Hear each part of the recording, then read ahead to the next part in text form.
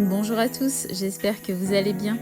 Depuis quelques jours, Marwa Loud est accusé d'avoir fait de la sorcellerie envers l'artiste et également d'avoir commandité son agression qui a eu lieu en 2018. Alors qu'il y a quelques jours, Marc Blatta a accusé Marwa Loud, aujourd'hui il prend sa défense et donne une toute autre version. Et c'est Marwa qui lui a demandé de le faire. Je vous laisse écouter Marwa ainsi que Marc Blatta et à la fin de la vidéo, je vous ai mis la réaction de l'artiste sur Twitter à la story de Marc Blatta. N'hésitez pas à réagir en commentaire.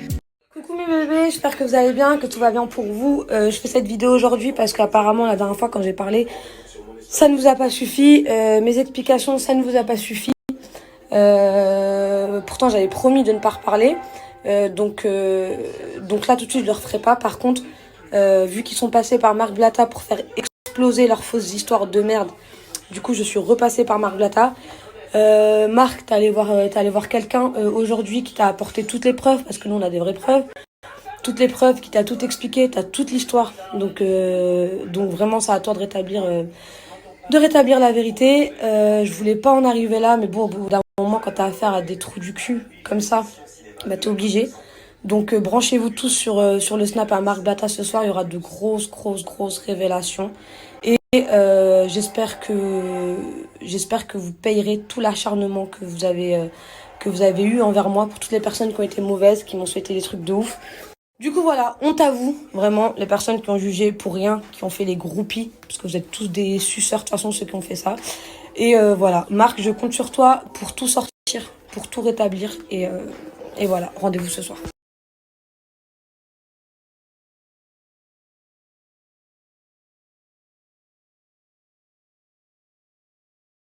Place au Krusty, Marwa Loud et l'artiste. Cette fameuse histoire où, depuis quelques années, on entend des rumeurs sur Marwa Loud en train de dire elle a fait de la sorcellerie, etc. etc. Youssef, et qui est l'artiste qui ne dément pas et qui apparemment, vu qu'il dit rien, bah, il pense aussi que c'est ça. Il y a eu l'agression de l'artiste où tout le monde, y compris moi, ont pensé et ont dit clairement ouais c'est Marwa Loud, elle a envoyé une équipe à l'artiste, etc. Ce soir, vous avez la vérité. Je vais vous expliquer quelque chose. Comme l'a dit Marwa Loud dans son snap, il y a des gens qui sont venus spécialement pour me montrer ses preuves. Parce que, comme l'a dit l'artiste dans l'interview que je vous avais postée il y a quelques jours, c'est quelque chose où il y a beaucoup d'argent, il y a beaucoup d'histoires, etc.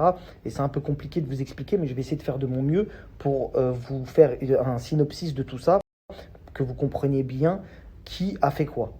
Alors, chronologiquement parlant, c'est l'histoire de la sorcellerie, pour que vous compreniez bien, c'est l'histoire de la sorcellerie qui a déclenché la pseudo-agression de l'artiste. Je dis pseudo-agression, vous allez comprendre pourquoi. Mais c'est cette histoire de sorcellerie qui est à la base de tout.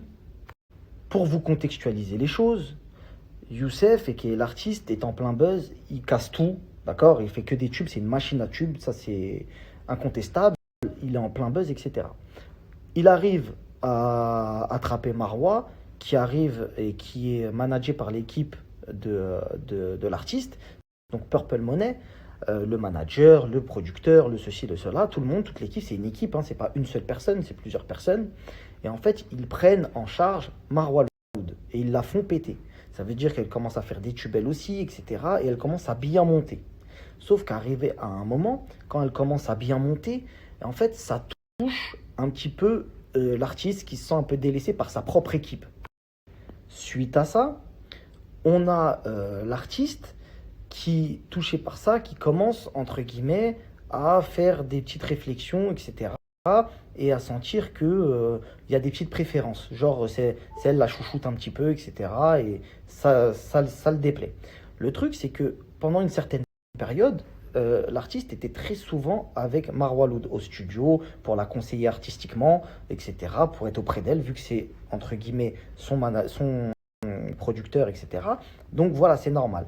Sauf que l'artiste avait une femme avant, à l'époque, qui malheureusement soupçonnait l'artiste d'avoir des pseudo-relations ou je ne sais quoi, des histoires de jalousie de femmes dans lesquelles je ne vais pas trop rentrer, mais je pense que vous comprenez un petit peu le truc, en mode, wesh, elle veut quoi elle? Pourquoi t'es tout le temps avec elle? Pourquoi elle tout le temps? Pourquoi tu parles tout le temps d'elle? Pourquoi ceci? Pourquoi cela?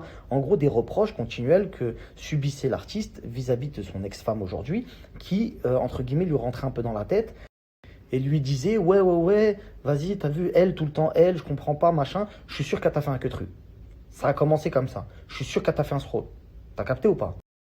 Pendant cette même période, quand son ex-femme lui dit je suis sûr qu'on t'a fait un scroll, eh ben les deux, donc l'artiste et son ex-compagne, décident de prendre un détective privé. D'accord? Ils décident de prendre un détective privé et de l'envoyer au Maroc. En mode Filoche suit Marwa Loud. Voir qu'est-ce qu'elle va faire, etc. avec certains individus que je ne vais pas nommer, parce que ce ne sont pas des gens connus qui ne souhaitent pas être connus, mais ils étaient aussi filoches. T'as capté? Ça affiloche Marwa Loud, ça affiloche des gens, on va voir qu'est-ce qu'ils vont faire. Sauf que quand l'ex-femme de l'artiste et l'artiste ont posé la question, mais plus l'ex-femme que l'artiste en lui-même, et souvenez-vous, il m'a fait une note, je vais vous la remettre, où il disait « La sorcellerie, c'est le combat de mon ex-femme ». Il l'a très bien dit, il a dit « Par rapport à la sorcellerie, c'est le combat de mon ex-femme ». Comme je t'ai dit, mon frère, si tu veux en parler, parle, hein, parce que moi, je t'ai dit, c'est pas mon combat, mais apparemment, c'est le combat de mon ex-femme. Et juste, moi, faut pas me. Tu vois. Donc, vous entendez bien que lui, t'as vu, il veut pas trop être mélangé à ça, parce que moi, vous verrez par la suite, je pense que il est conscient que c'est pas vrai. T'as capté ou pas? Et il l'a écrit. C'est là où je vais ramener une preuve de malade, c'est qu'il l'a écrit. Mais en fait, moi, je vous le dis, c'est pas de la faute de l'artiste. Miskin, lui, vas-y, t'as vu, il est tiraillé entre son ex-femme qui, entre guillemets, lui a aussi beaucoup parlé, beaucoup, t'as vu, on va pas rentrer dans l'histoire de couple, mais en gros, je te résume l'histoire. C'est une histoire de couple qui a mal vrillé par rapport à une artiste et l'entourage de l'artiste. Tu vois ou pas? Donc, en gros, si tu préfères, à ce stade-là, là, que tu comprennes bien, Marwa est en bombe. La femme de l'artiste veut faire une enquête parce qu'elle voit que Marwa le monte trop vite et que tous les projecteurs sont sur Marwa et du coup il y a une petite jalousie d'un truc bizarre, etc. Ça envoie un détective privé au Maroc et arrivé au Maroc, le détective privé, c'est là où ça devient intéressant. Le détective privé, on est au Maroc, la famille. Donc au Maroc, on sait qu'il y a des gens très riches, il y a des gens pauvres comme dans chaque pays, etc. Mais généralement, le salaire moyen, c'est pas ça.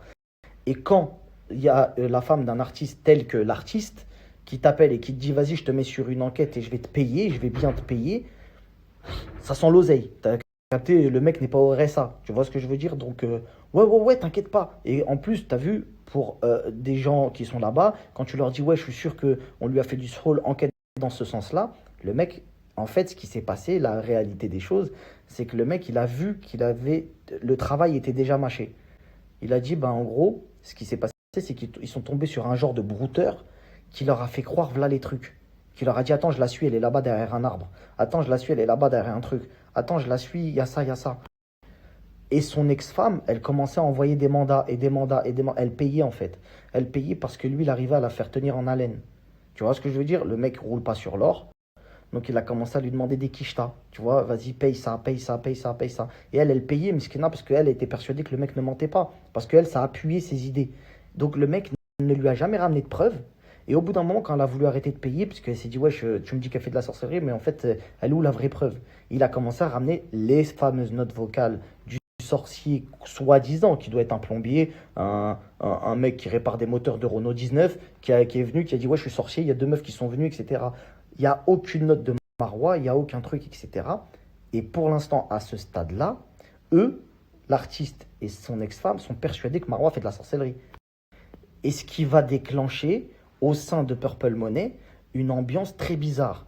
Donc, eux, ils se disent dans leur tête, eux, ils m'ont fait de la sorcellerie. Il n'y a pas que Marwa dans l'histoire, hein, il y a d'autres personnes. Et vous allez comprendre. Donc lui, il se dit quoi? Ah, Marwa et telle personne, ils me font de la sorcellerie. Ah ouais, c'est comme ça et tout. Ah ouais, mais ils disent pas aux concernés. Tu vois, eux, ils ont envoyé leur enquêteur, Mytho, qui leur a pris des thunes. Et eux, ils se disent dans leur tête, on n'a pas de preuves, mais on les a pétés. Et avec la note vocale du fameux sorcier, etc., ils sont persuadés que Marwa et un autre individu leur ont fait de la sorcellerie. Sauf que ce qui se passe, c'est que l'artiste, à un moment, et c'est là où le truc va vraiment, vous allez comprendre, parce que c'est lui qui a écrit, donc il y a des preuves, c'est là où en fait l'artiste se dit, eh vas-y, t'as vu, je veux m'écarter de ces gens-là.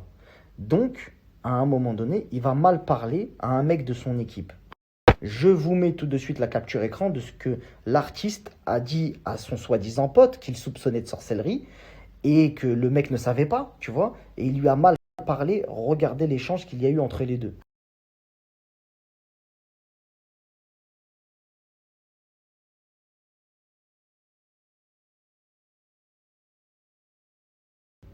Comme vous avez vu, en fait, il y a une histoire de loyer attention, l'artiste avait de l'argent, c'est pas une histoire de pas payer le truc, c'est juste qu'il n'était pas en prélèvement automatique et que du coup, le propriétaire, il relançait le pote de l'artiste pour que l'artiste paye, parce que c'était le poteau qui était garant de l'appartement. Donc ça le saoulait, il a envoyé un message à l'artiste, très gentil, tu peux le lire, de toute façon, c'est écrit. Et l'artiste, il lui a répondu vraiment en mode, eh, vas-y, tu vois, il n'y a même pas de CLM, rien, t'as en mode de truc. Et vous regardez bien la date, hein. La date, c'est, je sais plus, 30 mars 2018 ou un truc comme ça. Regardez bien la date. Ça, c'est avant son agression. Ce texto-là, et vous avez bien vu, il s'est fait menacer, entre guillemets, dans le texto. Il lui dit, eh, en gros, tu m'as pris pour ta petite, pour pas être vulgaire. Vas-y, ça sert à rien de s'étaler par SMS. Toi et moi, on va se voir. Vous l'avez très bien vu avec la date. Donc maintenant, je vais vous mettre la date où l'artiste s'est fait agresser.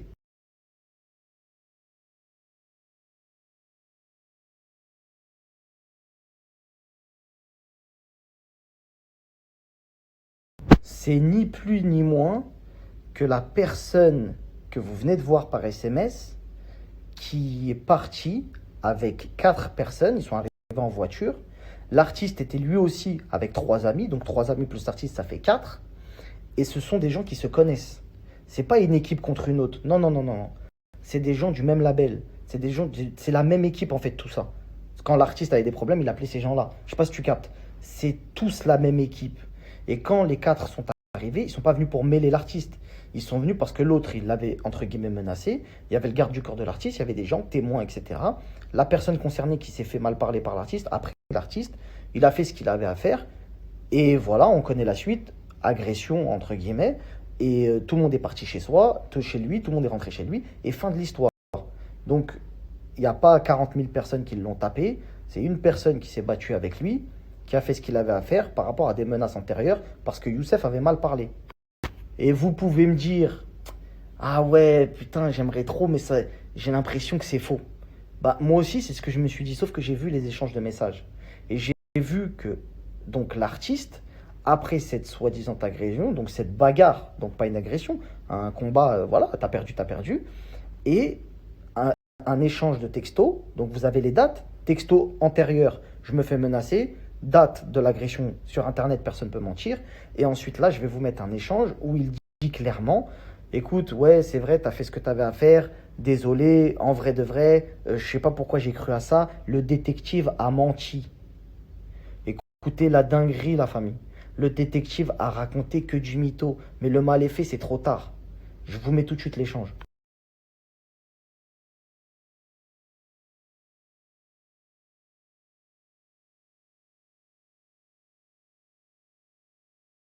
Dinguerie, la famille. Même moi, quand je l'ai vu, moi, ça m'aurait arrangé d'accuser Marwa Loud, en vrai de vrai, parce que t'as vu Chelsea, tout ça, t'as capté. Mais en vrai de vrai, l'histoire, c'est une dinguerie, là.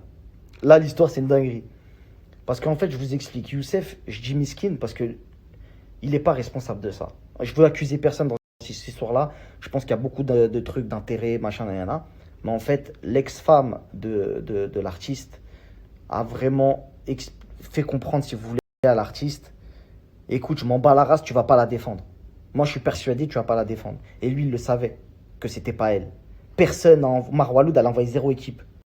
Et Marwa Loud, son tort, c'est de ne pas avoir parlé pour protéger l'artiste, indirectement. Même si c'est plus son poteau. Elle l'a protégé. Je vais pas commencer à dire l'artiste, il se fait pisser dans le Vaussaire par quelqu'un, parce qu'il croit que c'est moi, je lui ai envoyé une équipe. Alors qu'il le sait très bien, il a mal parlé à un mec, c'est un mec de notre équipe, il s'est fait masser, fin de l'histoire. Et après, vous voyez bien, il le dit, c'est lui qui l'écrit, la famille. Je suis pas en train de vous dire quelqu'un qui m'a pissé dans le cerveau. Ouais, c'est lui qui a écrit. Il a écrit le détective qui s'est caché pendant plus de 2 mois et qui a avoué avoir menti sur toute la ligne. Sauf que cette histoire-là, elle n'arrangeait pas son ex-femme. Que, en fait, le détective, je vous le dis, ça, personne ne le sait, c'est une exclu de ouf. Tout le monde est parti au Maroc. Tout le monde est parti au Maroc à ce moment-là. Tout le monde est parti au Maroc et ils lui ont dit, eh ben, vas-y maintenant, montre-nous les preuves. Et comme il n'y avait pas de preuves, eh ben, son ex-femme, elle a porté plainte quand même pour avoir une preuve. Mais une plainte, c'est pas une preuve. Quand tu arrives et que tu dis à quelqu'un, ouais, je porte plainte contre toi pour ça, ça peut être des fausses accusations, diffamation. Tout le monde connaît ça. Tu vois ce que je veux dire? Mais, je vous le dis, il y a écrit noir sur blanc et dans la conversation que j'ai bien écoutée, il y a des notes. C'est vraiment Youssef qui parle, etc., etc. Et je vous le dis encore une fois, lui, pour moi, il est victime. Mais il est victime et Miskin, il a jamais pris la parole pour disculper Marwa. Ça se fait pas trop, tu vois. Même si, vas-y, il n'y a plus trop d'intérêt, il n'y a plus trop de trucs. Au moins, tu as vu, tu vois que la petite, elle est dans une sauce, même si c'est plus ta poteau, tu prends plus de bif sur elle. Au moins, dis-leur, eh, c'est pas elle qui m'a envoyé des gens pour m'agresser. Ou elle m'a pas fait de la sorcellerie. Parce que vous voyez bien, il le dit lui-même, l'enquêteur a inventé. L'enquêteur a inventé. Eux, ils avaient un West-West, c'est de se dire, on nous fait de la sorcellerie. Ils sont tombés sur un charlatan qui leur a pris des thunes et qui leur a dit, ouais, ouais, vous faites, vous faites. Il leur a jamais donné de preuves. Il les fait chanter, t'as capté, pour avoir de l'oseille. Ouais, tu fais, t'inquiète pas, vas-y, renvoie, faut que je me déplace, faut que j'aille là-bas. Et eux, ils payaient. Sauf qu'à arrivé un moment, le mec, il était au bout du gouffre, il voulait encore du bif. Il a fait des fausses notes vocales avec son voisin, avec son queutru, mais il a jamais donné une note de Marwa, une photo, un truc. Je sais pas si tu captes. Donc, arrivé à là, quand ils se sont battus, quand du moins il s'est fait frapper, c'est là où tout est sorti. En mode, ils se sont dit, mais en fait, c'est une dinguerie. Et c'est pour ça que suite à cette altercation, vous ne les avez plus jamais ensemble. Vous ne les avez plus vus jamais ensemble, Marwa et l'artiste. Parce que indirectement, l'artiste et son ex-femme avaient accusé Marwa et son équipe de sorcellerie contre lui et son ex-femme. T'as capté ou pas l'ambiance? Donc du coup, ils ont dit, écoutez, vous êtes des oufs. Non, on vous a jamais fait de la sorcellerie, arrêtez de partir dans votre délire. Mais maintenant, vu que c'est parti trop loin, vous nous avez fait déplacer, on est jusqu'au Maroc. C'est une histoire, ça a pris trop d'ampleur. Vous avez lâché des thunes, vous nous avez... Parce qu'en vrai de vrai, au début, on t'accuse de sorcellerie, tu te défends. Mais quand t'as la preuve que c'est faux, tu commences à toi aussi mettre dans la sauce le mec. Tu m'as traité d'associateur, t'es un fou, tu m'as envoyé un détective privé qui me filoche. T'as capté ou pas l'ambiance? Donc l'amitié, elle est finie. Et le business, il est fini aussi par la même occasion. Donc voilà la réalité de l'histoire. Maintenant, si les protagonistes veulent en parler, moi, c'est pas mon affaire. Ils peuvent parler, ils ont le droit de dire ce qu'ils veulent. Mais en tout cas, c'est l'histoire concrète que l'on m'a racontée et que j'ai vue de mes yeux. Par les messages et les échanges qu'il y a eu avec l'artiste. Donc, au prochain épisode, on verra s'il y a quelqu'un qui se réveille, qui dit attends, c'est faux, c'est pas vrai. Mais en tout cas, là, pour l'instant, c'est très concret. C'est des preuves factuelles. À défaut de ne pas avoir de photos de Marwa en train de faire de la sorcellerie, à défaut de ne pas avoir des photos comme ça, on a quand même des écrits de l'artiste qui dit bien, le détective nous a menti, qui dit bien t'es venu, t'as défendu ton honneur parce que je t'ai accusé de sorcellerie alors que c'est pas vrai, tu m'as rien fait et c'est pour ça que t'es venu, je t'ai mal parlé, je t'ai accusé, nanana. C'est une dinguerie la famille. Donc vous avez toutes les notes, vous avez tous les écrits, pardon, vous avez les dates, tout corrobore, c'est carré. Ciao, ciao.